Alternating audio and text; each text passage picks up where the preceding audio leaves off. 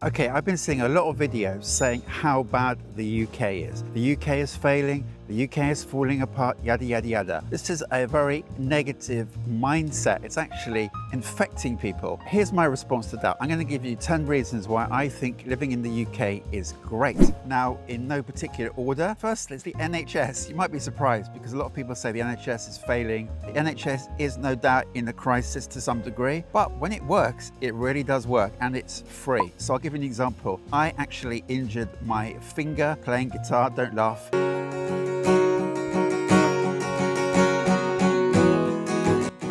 And I needed to get a doctor's appointment. So I went online about 8 o'clock, 8:30 in the morning when the surgery opens, fill out a form. Within about half an hour, I got a phone call saying, you can come in half an hour. The doctor said, I can't deal with it. You should really go to A&E. I went to A&E. I walked in there. I thought, this is going to be a long wait. I was ushered straight away to go and get an immediate scan. I went there. There was one person ahead of me. I got the scan.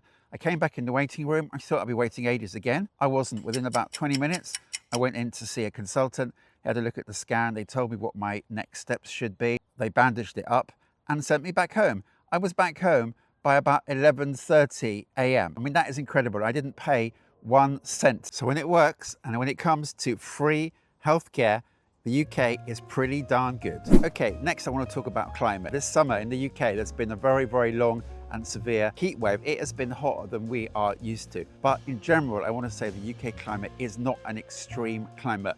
We do not get usually extremely hot summers, and then our winters for sure are not extreme cold. In London, where I happen to live, we barely get any snow at all. It's extremely rare. I know other parts of the UK do, but in general, the winters are pretty tolerable, and so are the summers. Now, I've been to many countries where in the summer you cannot function during the summer. You literally cannot function during the main part of the day. You can't do sports, you can't go outside. You have to basically adjust your life for the climate. And there are other countries where in the winter, you cannot go about your daily business that easy because of the extreme cold. In the UK, so far, we don't have that kind of weather. So we get by. We get by in the summer. We enjoy life most of the year round. So in general, it's a livable climate. We like to get on with daily life and not get swallowed up by a massive avalanche and buried in the snow. There you can see some of the dryness that we've had this year behind me. I'm going to move on now to safety. I know this is going to annoy a lot of people, but in general, I would say the UK is a pretty safe place to live. And I think largely down to the gun laws and the lack of guns amongst the population. Mass shootings are unheard of virtually in this country. Yes, there is increased knife crime. There's been some acid attacks. If you go out late at night, if you end up in the car park of a restaurant, you're not going to get shot, okay? It's not going to happen. So I go about my life in London, which you might consider as one of the most violent places in the UK, and I feel safe. Obviously, you're going to take precautions. There are phone thefts and there's some antisocial behavior on the rise. I hate that. But in general, I don't believe I am going to be involved in some sort of random shooting or caught in the crossfire of something horrendous. I think it would be extremely, extremely unlikely. Okay, next up, let's talk about how Britain actually works. Again, you may be very skeptical of this, but in general, and I've had this when guests from overseas have visited me, they say, things just work here. Because we get used to things working here, because if you live abroad and you see the struggle with bureaucracy, the way that governments are failing and falling to pieces, and how services don't get completed and things don't happen in the community. In Britain, in many cases, things do happen. Just simple things like the rubbish gets collected. Now, I know if you've been in Birmingham, there's been a strike, I believe. I don't know if it's over yet even, but there's been trouble there. But in general, you get your rubbish collected. If the weeds are growing in the pavement and the trees are overhanging, somebody comes along and trims them.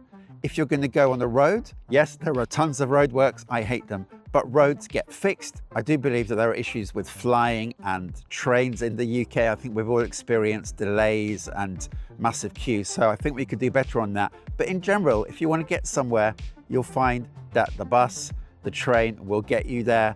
It works. When you get on it, you'll feel fairly safe. You'll feel looked after. You'll get off at the other end and you'll be in one piece. All right, next is the size of the UK. We're often told we're a small island, we're insignificant, we're nobodies. But being small is actually beautiful. You can get across the country, west to east, north to south, very, very easily. There are so many fabulous villages and towns and cities and landscapes and countryside and sea. We've got it all on our doorstep. We don't have to travel hours and hours and hours. Now I'm in London. I can get out to some beautiful countryside in 35 minutes. I can be in a different kind of world altogether. And I really appreciate the fact that we can get around this country so quickly. And on that note, if you live in a city, you don't have to drive everywhere. The way the cities are set up, they often have fabulous transport. Here in London, we're spoilt with the London Underground. You can go places, you can live your life, go to big shops, you can go to small shops without even having to get in your car. So day-to-day living can be very simple. We can get around with public transport, with bicycle, very, very easily, just due to the compactness of the cities. The next thing I want to talk about is the general sense of politeness and fair play that you find in the UK. People here do love to queue. So you will find people love to queue. They'll queue for a queue. They'll see a queue and join the queue. People are very polite around queuing in general.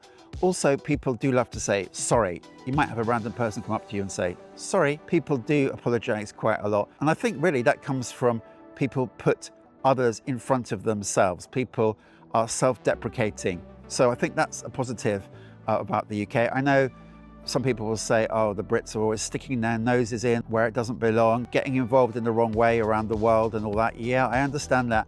But I think in general, the Brits are in an eccentric way polite, they are caring, they do want justice, they want to do things the right way. And I think that's a good thing. And let me give you an example, the England football team. Now, I know a lot of people wanted England to lose, but when you look at their behaviour on the pitch, do they try and show the referee that they should be giving them a red or yellow card?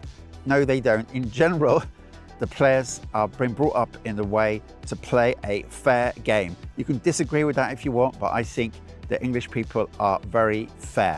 That's all I've got for this video. If you agree with me, put a comment. If you disagree with me, put a comment. I look forward to seeing the debate in the comments. I think it could get quite fruity. Anyway, if you've enjoyed this video, please do like and subscribe. Of course, that's really going to help me. And if you want to see what I thought about coming back to the UK after a trip before, and some of the more negative aspects perhaps of the UK compared to other countries, then please have a look at this video you'll see over there. Thanks very much for watching, and I'll speak to you very soon. Bye for now.